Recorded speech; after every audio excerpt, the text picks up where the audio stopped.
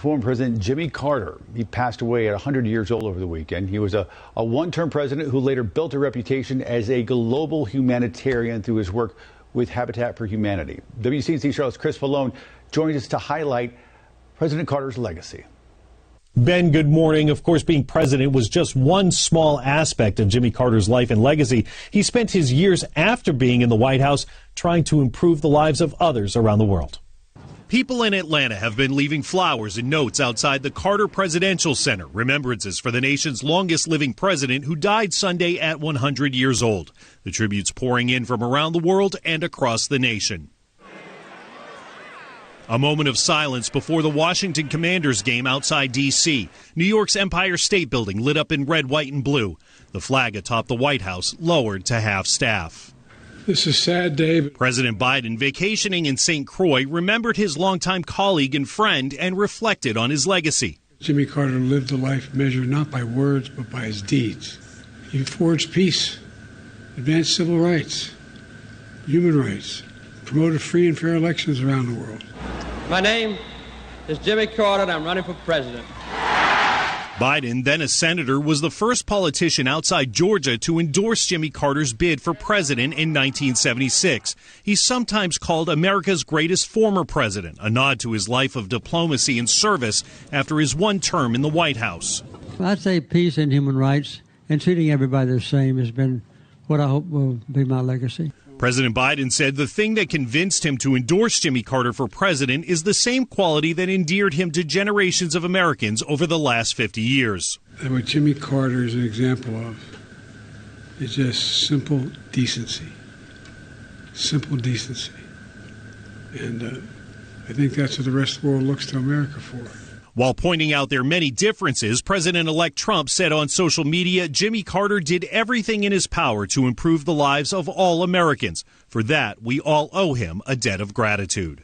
President Biden has declared January 9th to be a day of national mourning for President Jimmy Carter. Biden has said he will deliver a eulogy at Carter's state funeral, which will be held here in Washington in the coming days. In Washington, Chris Falone, WCNC Charlotte.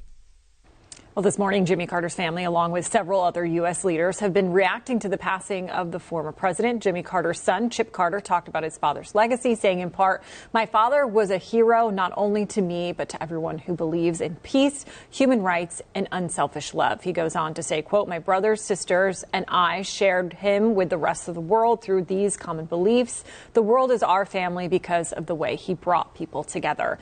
President Joe Biden sharing a photo of Carter and him on X, saying what's extraordinary about Jimmy Carter is that millions of people throughout America and the world who never met him thought of him as a dear friend.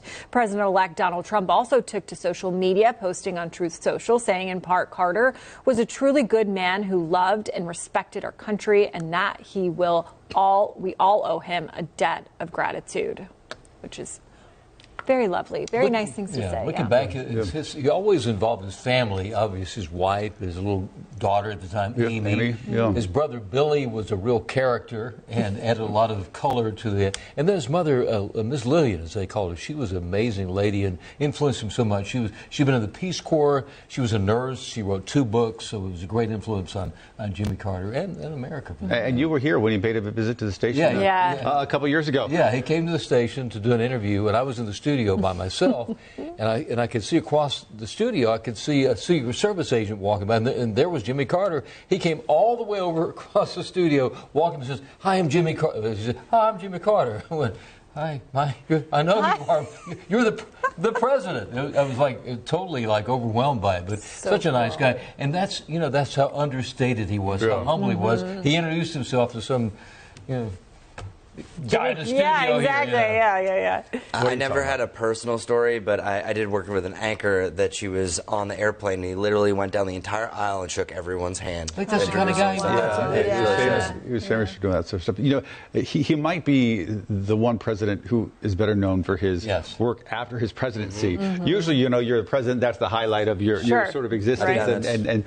But he was an example of perhaps his biggest impact happened in the decades after that. Yeah. It was a tough 4 years for the country. The oil embargo was a major issue, the conflict between Israel and the Arab war that they had. So, but unlike most presidents, it really was afterwards. Most presidents, once it's over, you don't hear from them again. But you heard more and more about Jimmy Carter and just what he gave back in Habitat for Humanity. Yeah, I mean, that put that organization on the map. And no knock to any of our past presidents, respect to all of them, but George W. Bush has largely fallen out of the public eye. Like, we know he paints a lot and stuff like that. Barack Obama does some speaking circuits. Bill Clinton does some of that too. But I mean, Jimmy Carter was building houses. Like he was doing